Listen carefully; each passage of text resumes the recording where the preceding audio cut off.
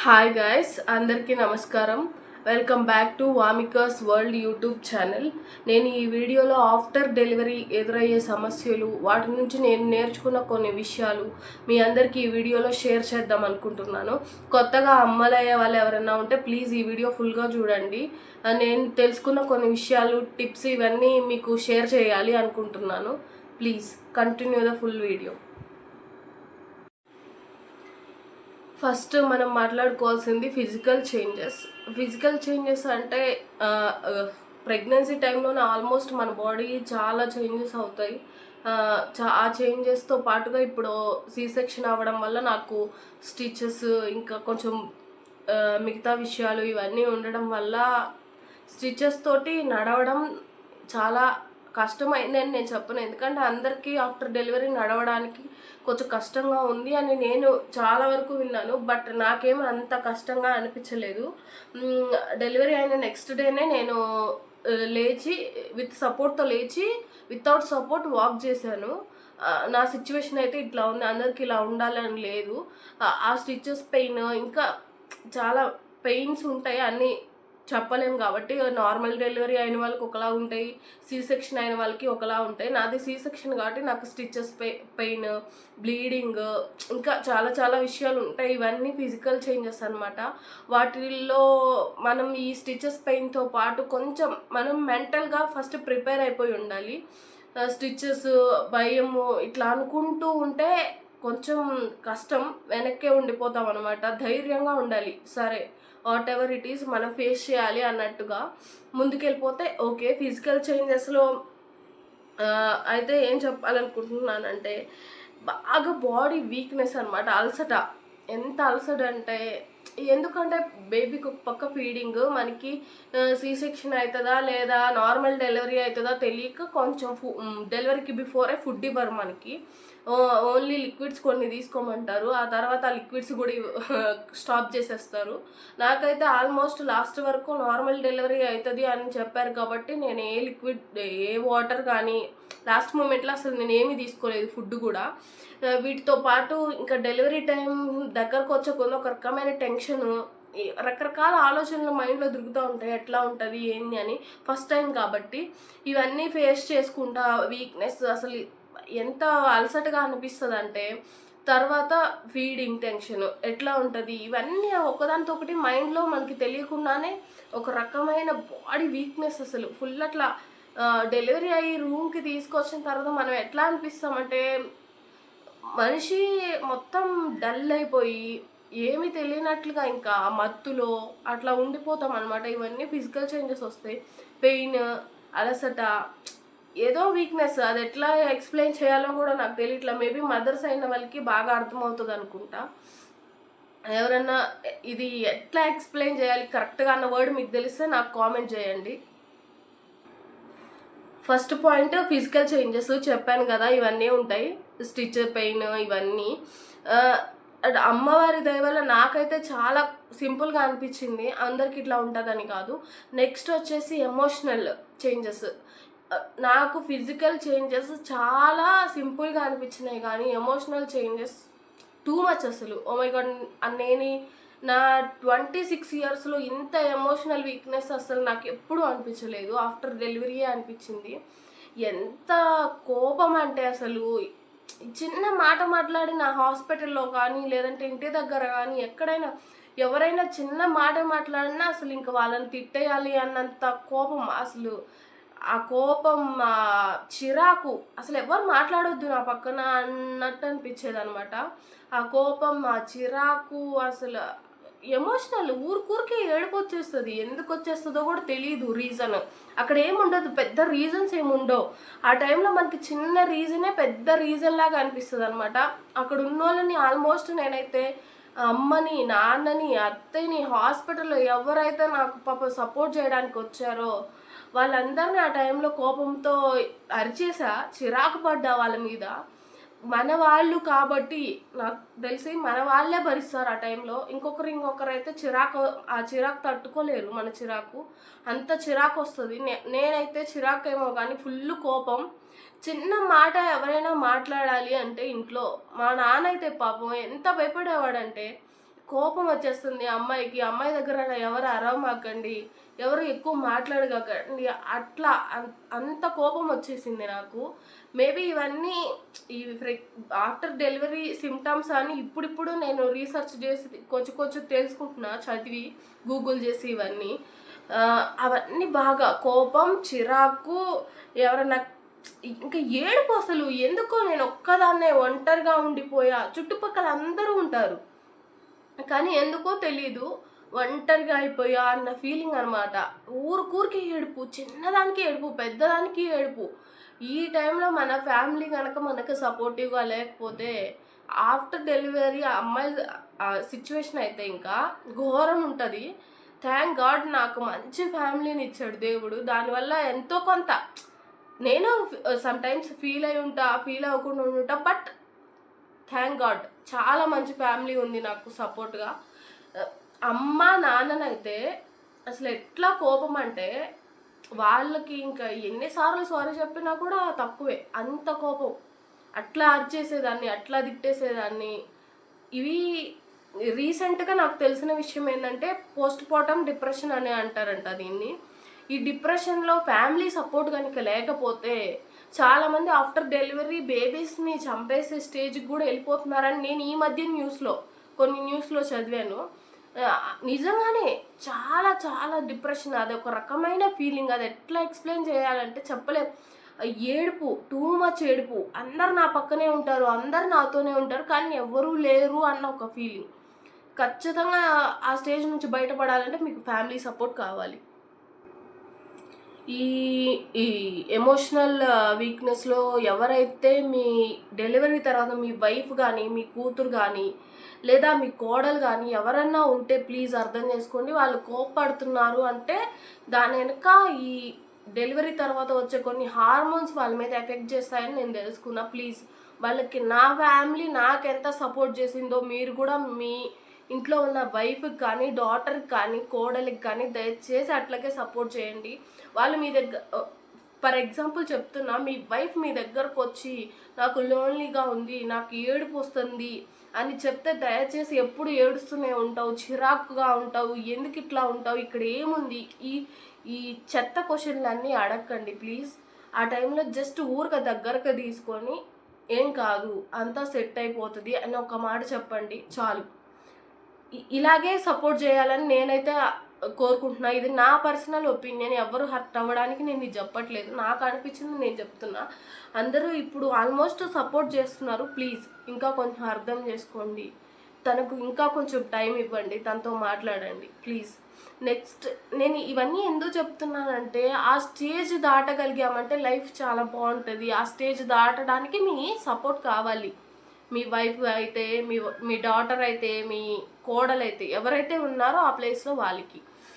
ఇంకొక విషయం ఏంటంటే బాగా బాగా అనిపించేది, మీరు ఒక పర్సన్ డెలివరీ అయ్యారు, మీ రిలేటివ్వా ఇంకొకరా డెలివరీ చేశారు, బేబీని చూడడానికి మీరు వెళ్తున్నారు అంటే మీ మైండ్లో ఇన్ని పెట్టేసుకొని వెళ్ళకండి. కలరు, హెయిర్, ఇంకోటి మీకు తెలిసినవి ఉంటాయి. మిమ్మల్ని నేను తప్పు పట్టట్లేదు, మీరు ప్రేమతోనే చెప్తారు.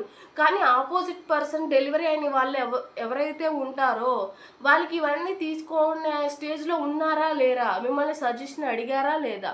మిమ్మల్ని సజెషన్ అడిగితేనే ఇవ్వండి, జడ్జి చేయకండి దయచేసి. వెళ్ళి అక్కడికి వెళ్ళి కలర్ ఏంటి ఇట్లా వచ్చింది, హైట్ ఏంటి ఇట్లా వచ్చింది, బక్కగా ఉందేంటి, లావుగా ఉంది. వస్తారు, వాళ్ళు ఇప్పుడే పుట్టారు, నెలలే అవుతుంది, ఇంకా నెలలు కూడా కాదు రోజులే అవుతుంది. ఇంకా ఆ రోజుల నుంచి వాళ్ళు ఇయర్స్ పెరిగే కొద్దీ లావ్ అవుతారా, బక్కగా అవుతారా, కలర్ అవుతారా, లాంగ్ హెయిర్ ఉంటుందా, ఇంకొకటి ఉంటుందా, మీరు ఏం చెప్తారు?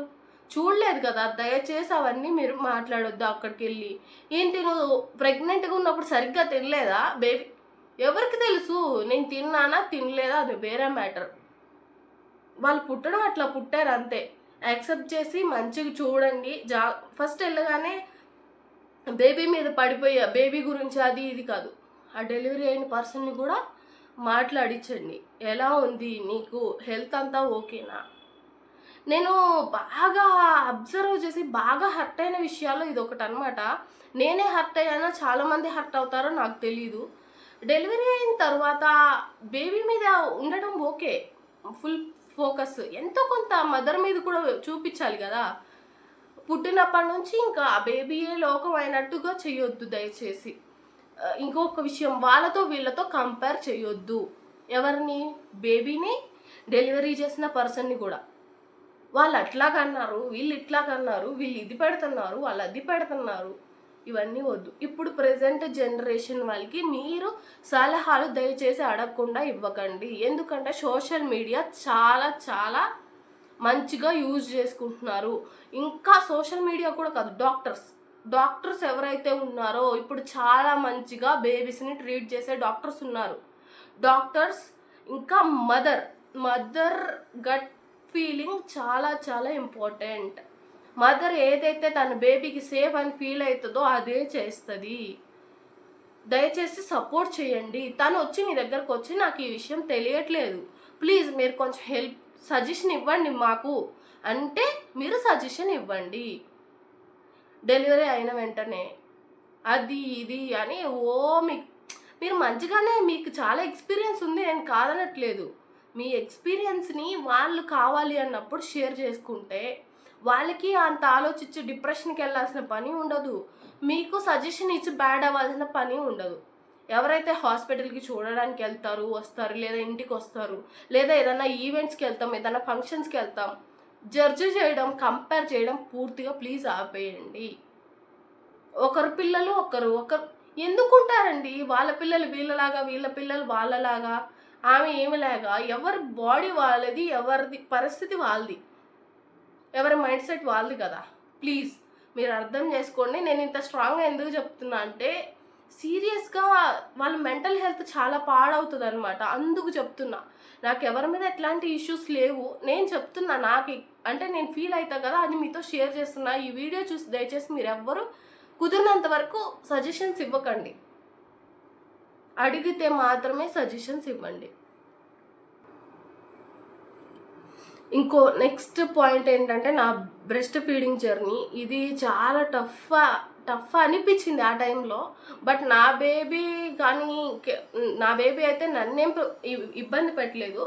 నాకెందుకు ప్రెషర్ ఫీలింగ్ అనిపించింది అంటే ఫస్ట్ పుట్టిన వెంటనే ఫీడ్ చేయడానికి ఇస్తారు కదా, అప్పుడు తనకి హాస్పిటల్లో ప్రతి ఒక్క న్యూ మదర్కి నర్సెస్ వచ్చి ఫీడింగ్ ఎట్లా చేయాలి, బేబీకి ఎట్లా పొజిషన్ ఇవ్వాలి, ఇవన్నీ నేర్పిస్తారు. అప్పుడు నా బేబీ ఏం చేసిందంటే తీసుకోలేదు, నిప్పుల నుంచి సక్ చేయడం తనకి రాలేదు. రాకపోవడం వల్ల డాక్టర్ ఏం చెప్పారంటే నిప్పుల్ షీల్డ్ అని ఉంటుంది, నర్సెస్ ఏం చెప్పారంటే నిప్పుల్ షీల్డ్ అని ఉంటుంది మెడికల్ షాప్లో, వెళ్ళి తీసుకొచ్చి కొంచెం తనకి అలవాటు అయ్యే వరకు ఫీడ్ చేయండి అని చెప్పారు. ఓకే కదా, ఫీడ్ చేద్దాము. ఫస్ట్ అయితే బేబీ ఫీడింగ్ తీసుకోవడం ఇంపార్టెంట్ అన్న పాయింట్ ఆఫ్ వ్యూలో నేను నిపుల్ షీల్డ్ తీసుకొచ్చేసి దానికి ఫీడింగ్ ఇవ్వడం స్టార్ట్ చేశాను. తనకి ఇంకా అదే కొంచెం దాంతోనే తాగుతుంది నార్మల్గా. ఇంకా నిపుల్ షీల్డ్ లేకపోతే తను మిల్క్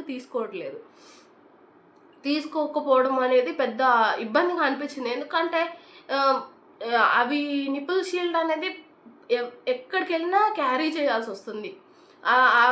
బై మిస్టేక్ అది ఎక్కడన్నా మర్చిపోయినా, లేదంటే మనం కొన్నిసార్లు బయటకు వెళ్తూ ఉంటాం, ఆ ప్లేసుల్లో ఆ షీల్డ్ యూజ్ చేసి ఇవ్వడానికి పాసిబుల్ ఉన్నా లేకపోయినా చాలా ఇబ్బందిగా అనిపించింది.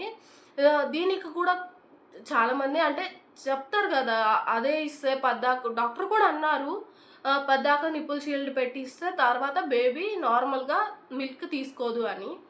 ఏమో తెలీదు, అంటే ఇప్పుడు తను నార్మల్గా తాగుతుంది అని ఈ విషయం నేను చెప్పట్లేదు. నాకు అనిపించింది తను ఏదో ఒక రోజు మంచిగా తాగుతుంది అని నా ఇన్నర్ ఫీలింగ్ నాకు అనిపించింది.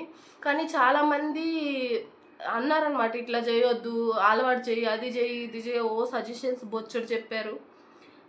నాకు అనిపిస్తుంది కదా, వాళ్ళు ఒక పాయింట్ ఆలోచించరు, నేను ఎందుకు ఇంత కాంప్లికేట్ చేసుకోవాలనుకుంటా. నాకు షీల్డ్ లేకుండానే ఇవ్వాలి, మంచిగా ఫ్రీగా ఇవ్వాలనే ఉంటుంది. కానీ ఏం చేస్తాం, అవన్నీ విని తను 3 months, ఆల్మోస్ట్ 3 months, 5 months వరకు, ఆల్మోస్ట్ 5 months వరకు తను షీల్డ్తోనే తాగింది. సడన్గా 1 night ఆఫ్ చేసింది వితౌట్ షీల్డ్. నేను ఏమీ చేయలేదు, ఎవ్వరు చెప్పినా ఎన్ని చెప్పినా నేను ఏమి చేయలేదు. నా గట్ ఫీలింగ్, నా మైండ్ నాకేం చెప్పిందో నేను అదే ఫాలో అయితే వెళ్ళాను. మీ అందరూ ఇలా చేయమని నేను చెప్పను. మీకు ఏదన్నా ఇష్యూ ఉంటే మీ డాక్టర్ని వెళ్ళి కన్సల్ట్ అవ్వండి. ఇట్లా జరుగుతుంది, నేను ఏం చేయాలి అని అడగండి. సజెషన్ తీసుకొని మీకు మీ బేబీకి ఉన్న ఒక కోఆర్డినేషన్ ఉంటుంది. దాన్ని బట్టి మీకు అర్థమైపోతుంది. మీకు ఏమనిపిస్తే అది చేయండి. డాక్టర్స్ని అడగండి. డాక్టర్ సజెషన్, ప్రతి ఒక్క దానిలో డాక్టర్ సజెషన్ చాలా చాలా ఇంపార్టెంట్. పాత రోజుల్లాగా ప్లీజ్ చేయకండి. డాక్టర్ ఏ చెప్తే అదే చెయ్యండి. ఇన్లాస్, అమ్మ, వీళ్ళందరూ కూడా ప్లీజ్ మీరు ప్రెషర్ చేయకండి. ఎవరైతే ఉన్నారో అందరూ సపోర్ట్ చేయడానికి ఆ టైంలో ట్రై చేయండి దయచేసి. ఇది నా సజెషన్. నాకు కోల్డ్ కాఫ్ అయింది, కొంచెం నా వాయిస్ని ఇగ్నోర్ చేయండి. ఇప్పుడైతే వామిక ఫీడింగ్ మంచిగానే తీసుకుంటుంది. ఆ టైంలో బాగా టఫ్ అనిపించిన పాయింట్ నేను చెప్పాను. షీల్డ్ పెట్టిస్తే ఇట్స్ ఓకే. ఫస్ట్ తన ఫీడ్ తీసుకోవడం కావాలి, మీరు షీల్డ్ పెట్టి ఇచ్చే సిచ్యువేషన్ ఉంటే ఇచ్చేసేయండి. తర్వాత తను నార్మల్గా తాగుతుంది. ఏమో కొన్ని వరస్ట్ సిచ్యువేషన్స్లో మేబీ బేబీస్ తాగరేమో, అది మాత్రం నాకు తెలీదు.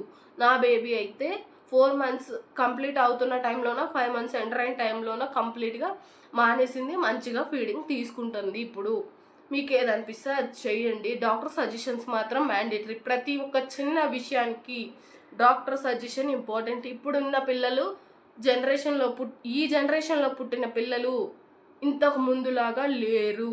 ప్లీజ్ అర్థం చేసుకోండి నేను ఎందుకు చెప్తున్నానో.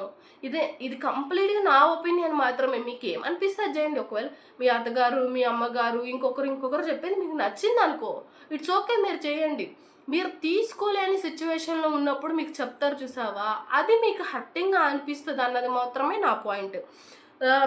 తర్వాత స్లీప్ సైకిల్ అనమాట బేబీది. పుట్టిన తర్వాత బేబీస్ స్లీప్ సైకిల్ నార్మల్గా ఉంటుంది. అసలు పడుకోరు. ఫస్ట్ ఫ్యూ మంత్స్ అయితే అస్సలు పడుకోరు. పగల పడుకుంటారు, నైట్ అంతా మేల్కొని ఉంటారు.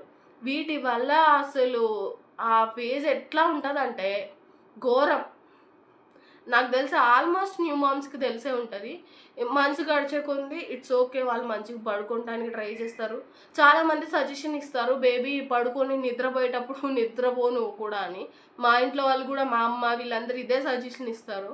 కానీ పగలు నిద్ర రాదే, మనం ఏం చేస్తాం? నాకేమో పగలు నిద్ర రాదు, దానికేమో నైట్ నిద్ర రాదు.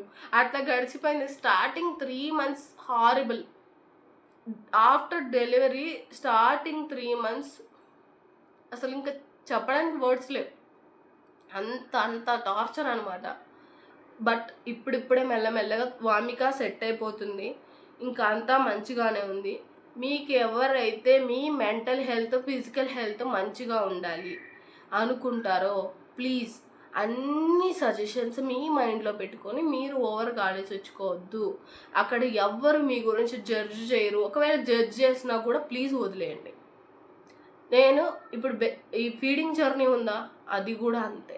మీకు ఏమనిపిస్తే అది చేయండి అబ్బా, అదే సింపుల్ లాజిక్. అంతకు మించి ఏం లేదు. సజెషన్ తీసుకోవాలనుకుంటే హ్యాపీగా తీసుకోండి. ఇఫ్ ఇన్ కేస్ మీరు మీ ప్రజెంట్ మైండ్ సెట్ తీసుకోవడానికి రెడీగా లేదు, లీవ్ ఇట్, ఇగ్నోర్ చేసేయండి. అంతేగాని అది బర్డెన్ లాగా పెట్టుకొని మాత్రం దయచేసి ఆలోచించొద్దు. నెక్స్ట్ నేను మాట్లాడబోయే టాపిక్ వచ్చేసి mental health. Oh my god, అసలు ఈ మెంటల్ హెల్త్ టాపిక్ వస్తేనే పిచ్చెక్కుతుంది అనమాట. ఎంత డిస్టర్బ్ అవుతుంది అంటే అసలు మైండ్, నిద్ర ఉండదు, బేబీని చూసుకోవాలి. నా ఫ్యామిలీ ఫుల్ సపోర్ట్ ఇచ్చారు. నా ఫ్యామిలీ సపోర్ట్ లేదని నేను అన్నట్లు. ఎంత ఫ్యామిలీ సపోర్ట్ ఉన్నా, ఎవరు చూసుకుంటున్నా, ఒక్క డెలివరీ చేసిన పర్సన్గా నీకుండే మెంటల్ స్ట్రెస్, అది ఫస్ట్ టైం. నీకేం తెలీదు. నువ్వు ఫస్ట్ నుంచి ప్రతి ఒక్కటి రీసెర్చ్ చేసి డాక్టర్స్ నుంచి కానీ బయట నుంచి కానీ నీకు తెలుసుకొని ప్రతిదీ ముందుకెళ్ళాలి. ఇప్పుడు ఇంకా సోషల్ మీడియా, డాక్టర్స్ బాగా అవైలబుల్గా ఉన్నారు కాబట్టి సరిపోయింది ఇప్పుడున్న జనరేషన్ పిల్లలకి. వామిక అయితే 2 daysకి ఒకసారి హాస్పిటల్కి తీసుకొని పరిగెత్తేదాన్ని. ఎందుకు ఏడుస్తారో తెలియదు కదా వాళ్ళు. తర్వాత మళ్ళీ అక్కడికి వెళ్తే కామ్గా నవ్వుతూ ఉండేది డాక్టర్స్ని చూసి. ఇక్కడ ఏం ప్రాబ్లం లేదు కదమ్మా అంటారు. ఎందుకంటే తనకి స్టమక్ పెయిన్ వచ్చింది ఒకసారి, అది సివియర్, బాగా అయిపోయింది అసలు. ఇంక ఇవన్నీ కలిపి నా మెంటల్ హెల్త్ అయితే ఒక రేంజ్లో డ్యామేజ్ అయింది. అది సెట్ అవ్వడానికి నాకు నా పోస్ట్ పార్టం డిప్రెషన్ నేను పోస్ట్ పార్టం డిప్రెషన్ ఫేస్ చేశా. ఆ ఫేజ్ నుంచి నేను బయటికి రావడానికి 5 months పట్టింది. ఆఫ్టర్ డెలివరీ 5 months తర్వాత అంటే ఇప్పుడు ప్రెజెంట్ నేను మెంటల్లీ ఫిజికల్లీ హెల్దీగా ఉన్నా. లాస్ట్ మంత్ వరకు ఏదో ఒక విషయంలో సఫర్ అవుతూనే ఉన్నా. మెంటల్ హెల్త్ చాలా చాలా చాలా చాలా డ్యామేజ్ అవుతుంది. ఆ టైంలో మీరు ఎక్కువగా స్ట్రెస్ తీసుకోవద్దు. ఫస్ట్ అన్ని పాయింట్లు మీ బుర్రలో పెట్టుకొని ఆలోచనను తీసుకోవద్దు. ఆ పోస్ట్ పార్టం డిప్రెషన్ ఎంత లోన్లీగా అనిపిస్తుంది అంటే 3 months తర్వాత నేను హైదరాబాద్కి వచ్చేసా అమ్మ వాళ్ళ దగ్గర నుంచి. వెంకీ తన వర్క్ డ్యూటీ షెడ్యూల్ అట్లాగా ఒక్కొక్క రోజు మార్నింగ్ వెళ్తే ఈవినింగ్కి వచ్చేస్తారు. ఒక్కొక్క రోజు 11కి వెళ్తే మార్నింగ్ మళ్ళీ నెక్స్ట్ డే మార్నింగ్ వస్తారు. అత్తయ్య నేను ఆమిక ఇంట్లో ఉంటాము. ఇక్కడ 3 months తర్వాత ఇక్కడికి వచ్చిన తర్వాత ఆ లోన్లీనెస్కి నాకైతే ఇంకా మాటలు లేవు. ఎలా చెప్పాలి, ఎవరితో మాట్లాడాలి, ఏం చెప్పాలి. ఆ లోన్లీనెస్ నుంచి బయటకు పడడానికి నాకు 2 months కంప్లీట్గా పట్టింది. ఆ 2 months ఇంకా లోన్లీనెస్ ఏంటి, నాకు డిప్రెషన్ అనిపిస్తుంది, నేను ఏం చేయలేనా అనిపిస్తుంది, నేను ఇంకేం లేదా నా లైఫ్ ఇంతేనా అనిపిస్తుంది. అసలు ఎందుకు వస్తాయి ఆ థాట్స్ అన్నీ నాకే తెలియదు. ఇవన్నీ ఆలోచించి ఏదో ఒకటి చెయ్యాలి, ఇట్లాగ ఎక్కువ ఆలోచిస్తుంటే మైండ్ పోతుంది అన్న టైంలోనే నేను ఈ యూట్యూబ్ డిసిషన్ తీసుకున్నా. ఏదో ఒకటి చేస్తూ ఉంటే బెటర్. లేదంటే ఏదో ఒకటి మాటలు గుర్తొస్తాయి, ఎవరో ఒకరు అన్న మాటలు గుర్తొస్తాయి, ఇంకేవేవో గుర్తొస్తాయి. వాటి వల్ల మనం హర్ట్ అవ్వడం తప్పక యూజ్ లేదని నాకు అర్థమైపోయింది. అందుకని నేను ఇవన్నీ తీసేసి మైండ్లోంచి దాని మీద ఫోకస్ చేయాలి అని చెప్పి నేను యూట్యూబ్ స్టార్ట్ చేశా. ఇప్పుడు నా మెంటల్ హెల్త్ బాగుంది. ప్లీజ్ మీరు ఇట్లాగా లోన్లీగా అనిపించినా లేకపోతే ఎమోషనల్గా అనిపించినా, మీకు ఏడవాలనిపిస్తే ఏడ్చేయండి. ఇంకా మీకు ఏదన్నా షేర్ చేసుకోవాలనుకుంటే మీకు ఎవరైతే క్లోజ్ ఫ్రెండ్స్ ఉంటారో వాళ్ళతో మంచిగా ఫోన్లు చేసి మాట్లాడండి. బేబీ నిద్రపోయే టైంలో కొంచెం రెస్ట్ తీసుకోండి. ఇంకొక విషయం ఏంటంటే, మీరు ఏదన్నా హెల్ప్ ఎవరినన్నా ఇంట్లో అడగాలన్నా ప్లీజ్ ఇంట్లో వాళ్ళని అడిగి హెల్ప్ తీసుకొని మీరు కొంచెం రెస్ట్ తీసుకోండి, పర్లేదు, ఏం కాదు. మీరు అంత గోత్రూ అయినప్పుడు మీకు మీ బాడీకి మీ మైండ్కి కూడా రెస్ట్ చాలా అవసరం. కొంచెంసేపు బేబీని ఎవరికన్నా అప్పచెప్పి మీరు ఒక 1/2 hour పడుకోండి చాలు. 1/2 hour రెస్ట్ తీసుకున్నారంటే మీ బాడీలో ఉన్న ఈ మెంటల్ ప్రెషర్ ఏదైతే ఉంటుందో, బాడీకి ఉన్న ప్రెషర్, ఫిజికల్ ప్రెషర్ ఏదైతే ఉంటుందో అదంతా పోతుంది, మంచిగా అవుతుంది హెల్త్. నాకు తెలిసిన టిప్ అయితే ఇదే. ప్లీజ్ మీకంటూ టైం కేటాయించుకోండి. ఒక 1/2 hour అట్లీస్ట్. ఏది మీ బాడీ కేర్ అవ్వచ్చు, లేదంటే మీ ఫిజికల్ హెల్త్, మెంటల్ హెల్త్, ఏ విషయమైనా, మీ ఫుడ్, మీ హెయిర్ కేర్. ఆఫ్టర్ డెలివరీ చాలా చేంజెస్ వస్తాయి కాబట్టి మీరు బాడీ ఫిట్గా చేసుకోవాలనుకుంటున్నారా, దేనో ఒక దాని మీద ఫోకస్ పెట్టండి. అప్పుడే ఈ పోస్ట్ పార్టం డిప్రెషన్ నుంచి మీరు బయటికి రాగలరు. లేదంటే సివియర్గా వెళ్ళిందంటే ఖచ్చితంగా ఇప్పుడు చాలామంది పోస్ట్ పార్టం డిప్రెషన్ వల్ల మళ్ళీ డాక్టర్స్ దగ్గరికి వెళ్ళి డాక్టర్ నాకు ఇట్లా అనిపిస్తుంది ప్లీజ్ హెల్ప్ చేయండి అని అడుగుతున్నారు. అది తప్పు కాదు. ప్లీజ్ మీకు కూడా నిజంగా మీరు సాల్వ్ చేసుకోలేని స్టేజ్ ఉంటే వెళ్ళి డాక్టర్ని కన్సల్ట్ అవ్వండి. కన్సల్ట్ అయ్యి ఇట్లా ఉంది అని డాక్టర్తో మీరు చెప్పండి. ఐరన్, కాల్షియం సప్లిమెంట్స్ ఖచ్చితంగా 6 months తీసుకోండి. ఆఫ్టర్ డెలివరీ తర్వాత ఇంకా నాకెందుకు, బేబీ బయటకు వచ్చేసింది కదా, ఆ టాబ్లెట్స్ ఎవరు మింగుతారని మాత్రం ఇగ్నోర్ చేయకండి. నేను ఇగ్నోర్ చేసిన తర్వాత ఇప్పుడు బుద్ధి వచ్చింది కాబట్టి చెప్తున్నా, ఇగ్నోర్ చేయకండి. చేయడం వల్ల మీ బాడీ చాలా వీక్ అయిపోతుంది.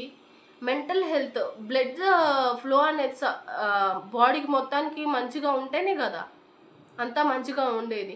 ఇవన్నీ నేను ఫేస్ చేశాను కాబట్టి మీకు చెప్తున్నా. హెల్ప్ అడిగి తీసుకొని మీరు మీకంటూ కొంచెం టైం పెట్టుకోండి. తర్వాత ఫ్యామిలీ సపోర్ట్ ఫస్ట్ నుంచి నేను ఈ వీడియో మొత్తం ఆల్మోస్ట్ ఫ్యామిలీ సపోర్ట్ అని చాలాసార్లు అన్నా కదా. చాలా చాలా ఇంపార్టెంట్. చాలా ఎంతంటే, మా డాడీకి ఇది లైటర్ దాకా ఎందుకు, గ్యాస్ ఎటు తిప్పితే ఆన్ ఎటు తిప్పితే ఆఫ్ కూడా మా డాడీకి తెలియదు.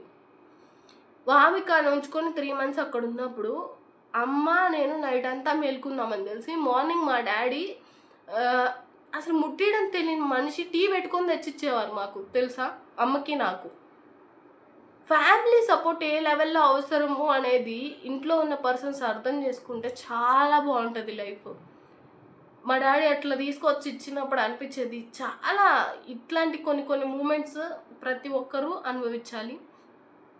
అమ్మ కానీ అత్తయ్య కానీ తీసుకుంటారు, వామికని తీసుకొని ఒక 10 నిమిషాలు వెళ్ళి పడుకో, ఒక అరగంట వెళ్ళి పడుకో అని చెప్తారు.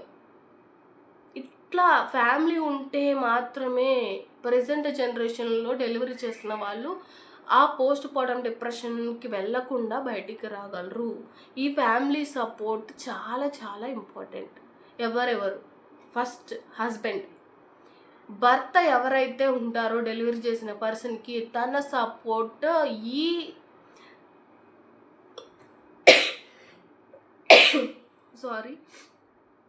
ఈ 6 months, అట్లీస్ట్ 6 months భర్త సపోర్ట్ చాలా చాలా అవసరం. మీ వైఫ్ వాళ్ళ అమ్మ వాళ్ళ ఇంట్లో ఉన్నారా? కాల్ చేయండి, మాట్లాడండి. తిన్నావా? నీ హెల్త్ ఎలా ఉంది? బేబీ ఎలా ఉంది? నువ్వు కొంచెం రెస్ట్ తీసుకోమ్మా. ఇట్లాంటి చిన్న చిన్న మాటలు చెప్పండి. తనకి చాలా ధైర్యంగా ఉంటుంది. తర్వాత మీ వైఫ్ మీ ఇంటికి వచ్చేస్తారా, బేబీకి చూసుకోండి, తనకి చూసుకోండి, తనకు కొంచెం రెస్ట్ ఇవ్వండి. మీరున్నప్పుడు అట్లీస్ట్ బేబీని మీరు తీసుకోండి. మంచిగా నువ్వు రెస్ట్ తీసుకో. లేదా నీకు ఏమన్నా తినాలనిపిస్తుందా, లేదా నీకు ఎక్కడికైనా వెళ్ళాలనిపిస్తుందా, ఇట్లాంటి చిన్న చిన్న అడగండి. అడిగి వాళ్ళకి మీరు సపోర్ట్గా ఉండండి. ఇంకా నెక్స్ట్ వచ్చేసరికి అమ్మ అత్తయ్య, ఇల్లాస్ ఎవరైతే ఉన్నారో అమ్మ, తర్వాత అత్తయ్య మామయ్య, ఇంకా ఎవరైతే ఇంట్లో ఉంటారో, ఇక్కడ మెట్టినింట్లో కూడా, పుట్టినింట్లో అమ్మ నాన్న సపోర్ట్ ఎట్లాగూ డౌట్ లేదు ఉంటుంది. ఇక్కడ మెట్టింటికి వచ్చిన తర్వాత ప్లీజ్ సపోర్ట్ చేయండి. కోడలికి మంచిగా చూసుకోండి. వాళ్ళని కూడా, పుట్టిన పిల్లలతో పాటు మీ కోడల హెల్త్ కూడా అంతే ఇంపార్టెంట్. మీ కోడల హెల్త్ బాగుంటేనే లైఫ్ లాంగ్ మీకు ఎవరైతే మనవడో మనవరాలో పుడతారో వాళ్ళు మంచిగా ఉంటారు. దేవుడు దయ వల్ల నాకు ఎంత దిష్టి తగలొద్దు, ఎంత మంచి ఫ్యామిలీ దొరికిందంటే మా అత్తయ్య మంచిగా నాకు నచ్చినవి వండి పెడతారు. అత్తయ్య నాకు ఈరోజు ఎగ్ టమాటా తినాలనిపిస్తుంది, వండి పెడతారు. అత్తయ్య నాకు బిర్యానీ తినాలనిపిస్తుంది, వండి పెడతారు. చిన్న చిన్న ఇష్యూస్ అంటారా, అది ఎవరింట్లో అయినా ఉంటాయి. ఈ ఇష్యూస్ గురించి మర్చిపోండి. ఈ టైంలో పర్టికులర్గా ప్రెగ్నెంట్ అయినప్పటి నుంచి డెలివరీ అయిన తర్వాత ఎవరైతే వాళ్ళని ప్రెగ్నెంట్ లేడీని హర్ట్ చేస్తారో వాళ్ళు జీవితాంతం మర్చిపోరు. వాళ్ళు చచ్చిపోతేనే ఎవరైతే హర్ట్ చేస్తారో వాళ్ళని మర్చిపోతారు. కాబట్టి మా అత్తయ్య అయితే నాకు మంచిగా వండి పెడతారు. కొద్దిసేపు పడుకోమ్మా అంటారు, వామికని తీసుకొని ఆడిపిస్తారు. ఆమె హెల్త్ ఏం బాగోదు, ఆమెకి చేయి నొప్పి ఉంది, ఆమెకి హెల్త్ ప్రాబ్లమ్స్ ఉన్నాయి, అయినా నాకు సపోర్ట్ చేస్తారు. ఎంత బాగా చూసుకుంటారో అంత బాగా చూసుకుంటారు.